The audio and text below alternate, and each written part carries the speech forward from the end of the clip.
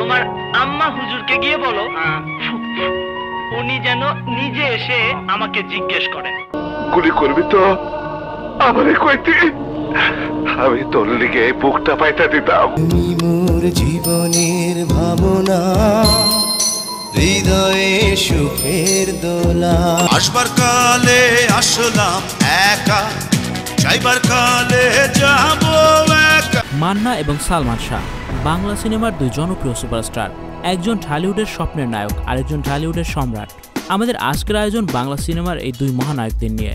আমাদের আজকের এই ভিডিওতে আমরা জানাতে চলেছি নায়ক হিসেবে কে সেরা, মান্না নাকি সালমান শাহ। তবে ভিডিওটি শুরু করার আগে আপনাদের প্রতি ছোট্ট একটি অনুরোধ, এখানে আমরা কাউকে ছোট করছি না, শুধুমাত্র তাদের ফিল্মি ক্যারিয়ারের অ্যানালাইসিস করা হয়েছে। তাহলে চলুন ভিডিওটি শুরু করা যাক। নিজের মায়ের রেখে কোনদিন উলঙ্গ দেখছে? এই দুই চোখটা আমি দেখছি, এই দুই চোখটা আমি দেখছি। আমি কাউরে কইতে পারবো না, আমি কাউরে কইতে পারবো। এই ছাত্র সমাজ যদি কেনা বেচার পণ্য হতো তবে দেশে স্বাধীনতা আসতো না। এই ছাত্র সমাজ যদি কারি কারি টাকায় বিক্রি হতো তবে দেশে গণতন্ত্র আসতো না।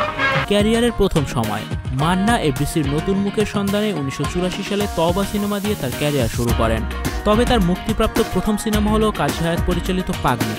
অন্যদিকে সালমান শাহ 1983 সালে ইস্পাহানি গোল্ড টি বিজ্ঞাপন এবং 1986 সালে বিটিভিতে আকাশ ছোঁয়া নামক একটি নাটক দিয়ে তার অভিনয় জীবন শুরু করেন।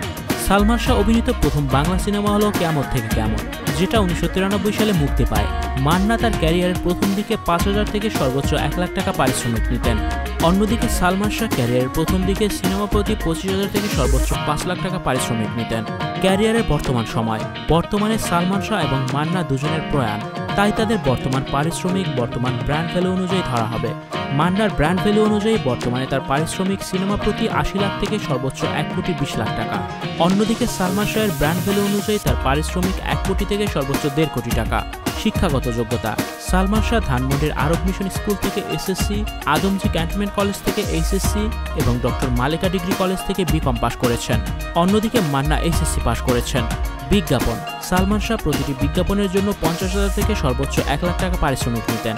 অন্যদিকে মান্না প্রতিটি বিজ্ঞাপনের জন্য 1 লাখ থেকে সর্বোচ্চ 2 লাখ টাকা পারিশ্রমিক নিতেন। সিনেমা সংখ্যা, সালমান শাহ তার 3 বছরের ক্যারিয়ারে সর্বমোট 27টি সিনেমা করেছেন, যেগুলোর মধ্যে উল্লেখযোগ্য হল কিয়ামত থেকে কিয়ামত, তোমাকে চাই, সুজন সখী, অন্তরে অন্তর, এই ঘর এই সংসার, আনন্দ অশ্রু অন্যতম। অন্যদিকে মান্না তার 24 বছরের ক্যারিয়ারে 300টিরও বেশি সিনেমা করেছেন। পুরস্কার, মান্না তার 24 বছরের ক্যারিয়ারে একবার জাতীয় চলচ্চিত্র পুরস্কার এবং 3বার মেরিল প্রথম আলো পুরস্কার পেয়েছেন। অন্যদিকে সালমান শাহ তার 3 বছরের ক্যারিয়ারে কোনো পুরস্কারই পাননি।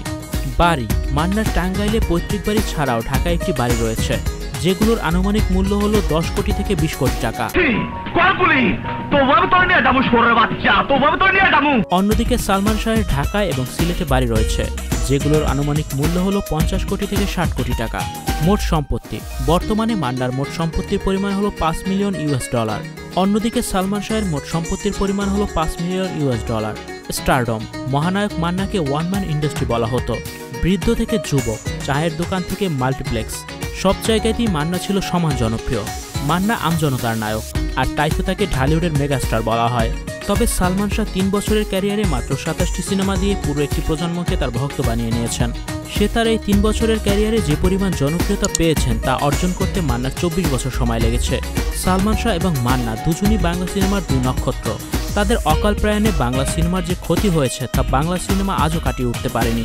তো ভিউয়ার্স, আপনাদের মাঝে নায়ক হিসেবে কে সেরা, মান্না নাকি সালমান শাহ? কমেন্টে জানিয়ে দিন। মা, আমাকে 1 লাখ টাকা দিতে হবে, একটা ইম্পর্টেন্ট কাজে লাগবে। এই মুহূর্তে সেটা বলা যাবে না, তবে টাকাটা যে মিসইউজ হবে না সে ব্যাপারে তুমি নিশ্চিন্ত থাকতে পারো।